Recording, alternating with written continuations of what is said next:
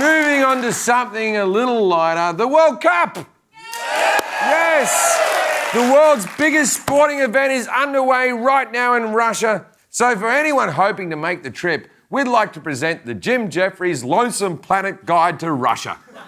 It's full of great travel tips like where to eat, skip the local restaurants, and head to Burger King, which was briefly offering a lifetime supply of free burgers to any woman impregnated by a World Cup player. Is that all? If you get pregnant from me, you get a free f***ing house. There's so much to see and do in Russia. The country has so many wonderful traditions like fitting little blocks together and getting pissed on at a reasonable price.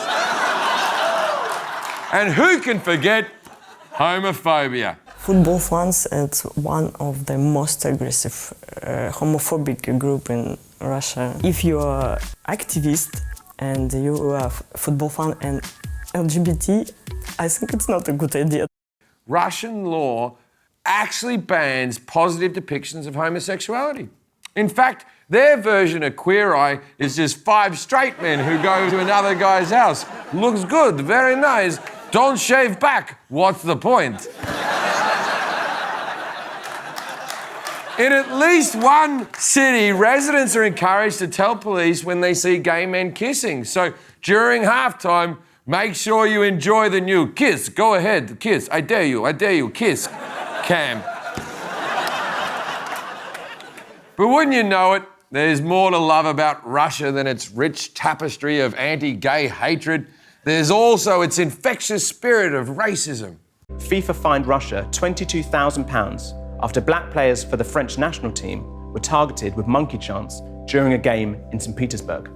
Yes, all those great Russian traditions like monkey chants and black players having bananas thrown at them. And Russian bananas are even more insulting because you peel one, then there's a smaller banana inside, then you peel that, and then there's a smaller banana inside. And this goes on and on and on until there's a little tiny fortune cookie note in the middle that just says the N-word.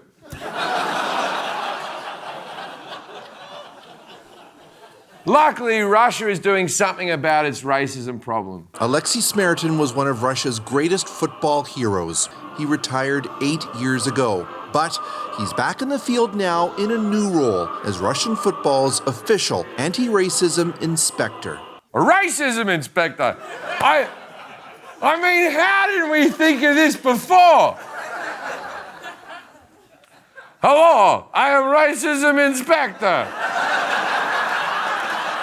Racism is no longer in Russia. I saw a black man walking down the street and I did not spit on him. Kudos me. Racism solved.